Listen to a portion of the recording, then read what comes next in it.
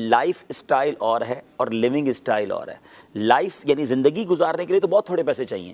اب دنیا کو دکھانے کے لیے اور دنیا والوں کے ساتھ کمپیٹ کرنے کے لیے بہت زیادہ پیسے چاہیے, اور جس کی وجہ سے وہی آپ نے کہا کہ مقروض بھی ہو جاتے ہیں, پھر اس میں ٹینشن میں بھی رہتے ہیں.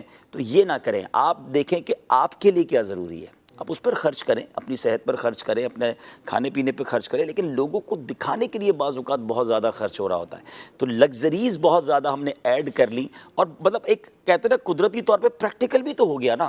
وہ جو 6 مہینے گزرے, 4 مہینے گھروں میں گزرے, بلکہ اب بھی کئی لوگ گزار رہے ہیں. اب دیکھیں عید والے دنوں میں بھی کپڑوں کی وہ لوڑ نہیں تھی, وہ مارا ماری نہیں تھی, یعنی نئے کپڑے کئیوں نے نہیں سلوائے. اچھا سلوائے بھی تو نارمل سلوا لیے, کیونکہ اب کس کو دکھائیں گے. یعنی اس کا مطلب یہ ہوا کہ ہمارے عید کے کپڑے بھی لوگوں کو دکھانے کے لیے تھے. اچھا عید کے الگ تھے, دوسری عید کے الگ تھے, تیسری عید کے الگ تھے. اچھا پھر اس کے بعد جناب بہت ساری چیزیں نہیں کی ان 4 پچھلے سال, تو نہ کر کے بھی تو زندہ رہے نا.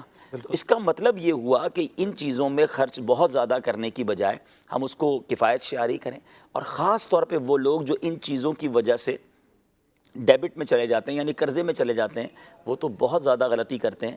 تو اور ایک اور بات ہے, بزرگ کہتے ہیں نا کہ بڑے کہتے ہیں اتنے خرچے نہ بڑھا لو کہ بعد میں کم کرنا مشکل ہو جائے. یہ بات بہت اہم ہے. خرچہ بڑھانا بڑا آسان ہے, اس کو واپس کم کرنا جو ہے وہ بہت مشکل ہے. تو ایک لمٹ میں انسان رہے, اور اگر واقعی اللہ نے دیا ہے تو یہ ضروری نہیں ہے کہ آپ اس کو جناب اپنی ذات پر اور دکھلاوے پر ہی خرچ کریں, آپ اللہ کی راہ میں زیادہ خرچ کریں. اشفاق بھائی آج کل تو ہم لوگوں سے مل رہے ہیں نا, ماشاءاللہ دیکھ کے حیران ہو جاتے ہیں کہ انہوں نے ایک لمٹ کے اندر اپنا خرچہ رکھا ہے گھر کا, لیکن جب وہ اللہ کی راہ میں دیتے ہیں تو کمال دیتے ہیں نا. تو سمجھ آتا ہے کہ انہوں نے اپنی زندگی میں لگژریز پر, دکھلاوے پر, شوشہ پر خرچ نہیں کیا, مگر ماشاءاللہ کماتے اچھا ہیں.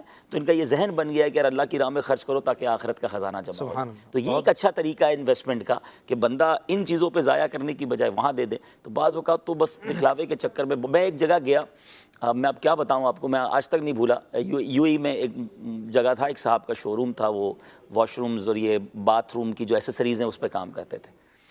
آپ شاید سن کے آپ کو لگے گا میں مذاق کر رہا ہوں, یعنی میں بات کر رہا ہوں آج سے 3 سال پرانی.